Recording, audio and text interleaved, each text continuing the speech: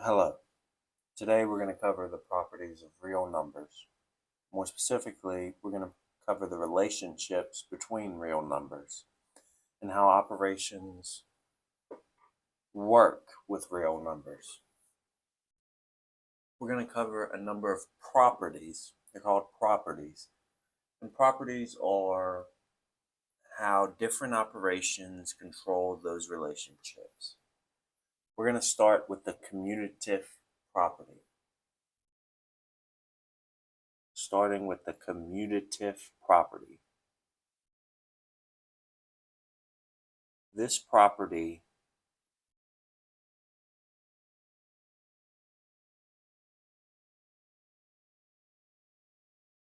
covers multiplication and addition. Okay, and what the commutative property states is addition and multiplication can be done in either order. So think about that for a second. If you have 3 plus 5 and 5 plus 3, are these the same expression? Yes, they are. And that's what the commutative property states. And much the same, 3 multiplied by 5 and 5 multiplied by 3. Are these the same expression? They certainly are. That's the commutative property at play once again. So, written with variables, it's written as a plus b equals b plus a, and a times b equals b times a.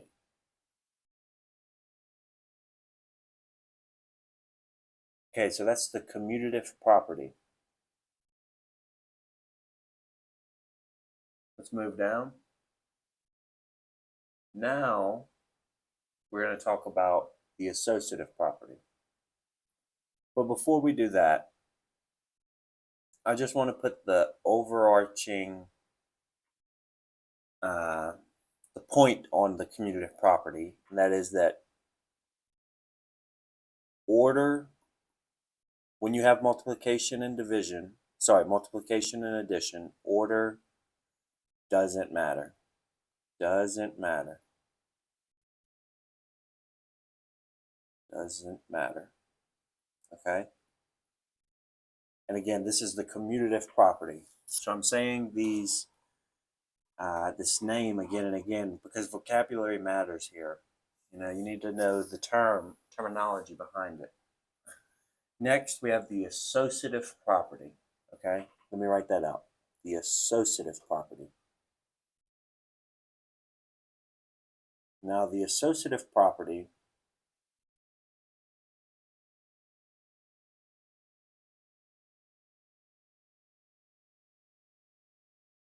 I think it's spelled like this. Associative. Let's go for it. Associative.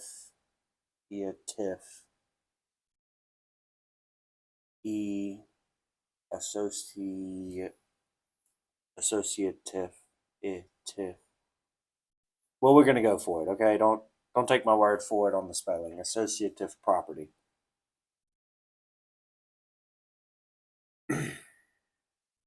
Your spelling may vary. So the associative property deals with addition when you have parentheses. So, like, let's say 3 plus 5 and plus 2. Okay, when you look at this, let's rewrite that. Let's see if we can rewrite it in a way that doesn't work. What if I put 5 plus 2 plus 3? Do you think these are equivalent? Well, let's check. This is 8 plus 2, which is 10. And this is 5 plus 5, which is 10. So yes, in fact, they are equal. So the grouping does not matter when you have addition or when you have multiplication. We could work this same example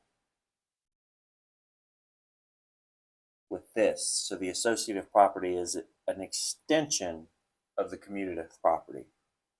So we have 3 times 5 times 2, and we have 2 times 3 times 5. Let's see if those are equal. This is 15 times 2 is 30, and this is 6 times 5, which is 30. So again, they are equal. So this is an extension of the commutative property. No matter what order I put multiplication in or addition, it's going to have the same outcome. Okay, it's a useful property in the future. And again, it is the associative property. The associative property. Okay.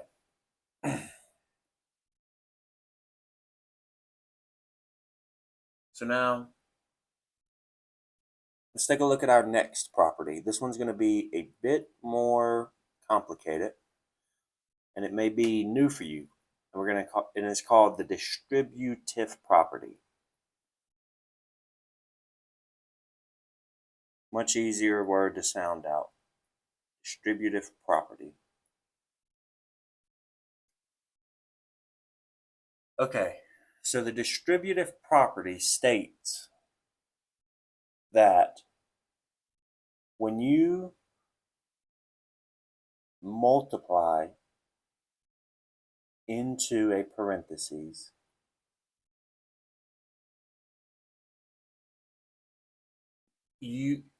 first, what do you think you do with this? How do you think you can solve this? And it relates back to the other properties. Well, you can solve this 2 ways, because we just learned that due to the commutative property and the associative property, you can add or multiply or add and multiply in any order. Right? So we just learned that. So we can solve this problem in multiple ways because we can do it in any order. So one way you could do it is you could add what's in the parentheses to get 5 times 3 to get a result of 15. All right, that's the way you may have thought we should do this, and that is a valid way to do this. But there's a second way you can do that, and that's the distributive property, okay? What I do is I'm doing the operations in a different order. I'm doing 3 times 2 to get 6, and I'm doing 3 times 3 to get 9, and I'm still adding them together. So then we still get 15. Okay, so that's your distributive property. So as you can see, you can do it in different orders.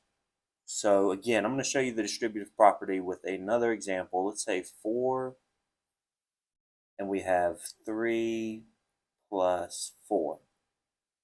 And just for your benefit, actually, let's change to orange and let's distribute. We're going to multiply 4 times 3, because you can imagine this is a multiplication. We're multiplying 4 times 3 plus 4.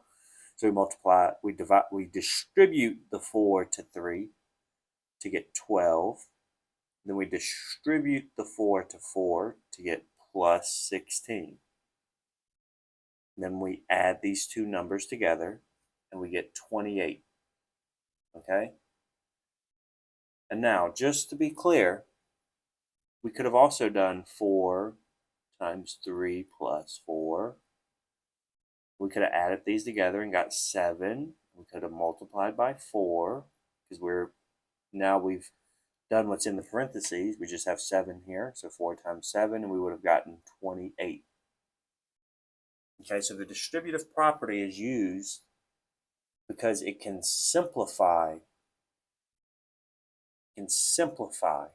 So that's the distributive property. So before I scroll on, let's write this in a general form for your benefit, okay?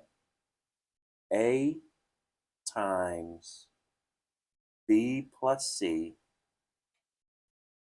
equals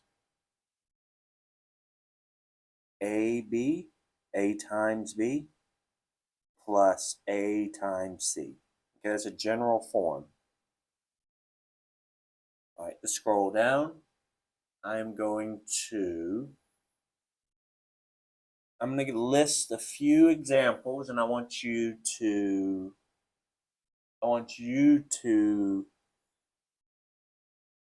say what the property associated with it is, okay? Here's a few examples. I want you to say what property is associated with it. All right. 2 times 5 within parentheses times 3 equals 2 times 5 times 3. Okay. And let's try another one. Let's see. 6 times 3 plus 1. I just want you to, identify the property at play so that you understand that portion of this lesson. And we'll get deeper into all of this stuff later on. This is going to be stuff that plays into your into everything you do.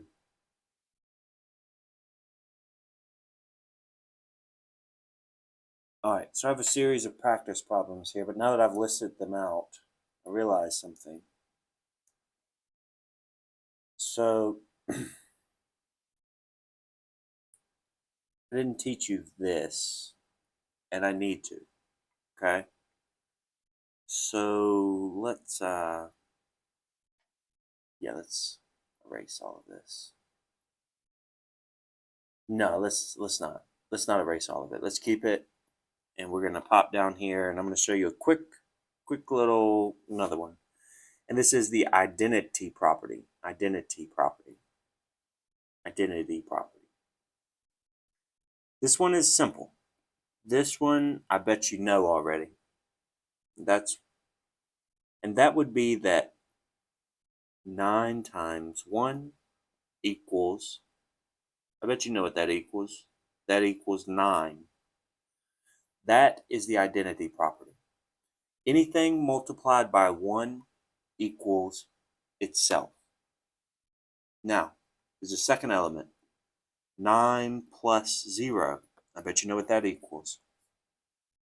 9. That's right. So this is the identity property.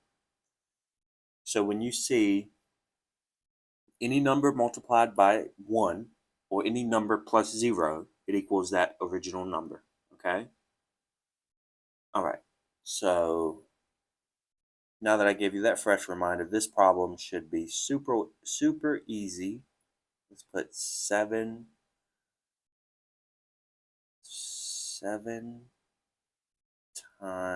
times 1. All right. Sorry, I got a little disorganized there. I didn't want you to miss that identity property there. That's an important one as well to kind of understand and to know. So these are the 4 practice problems. Go ahead, pause the video, identify these 4 properties on a sheet of paper or in your mind. All right. So here we have the first one is the commutative property. Commutative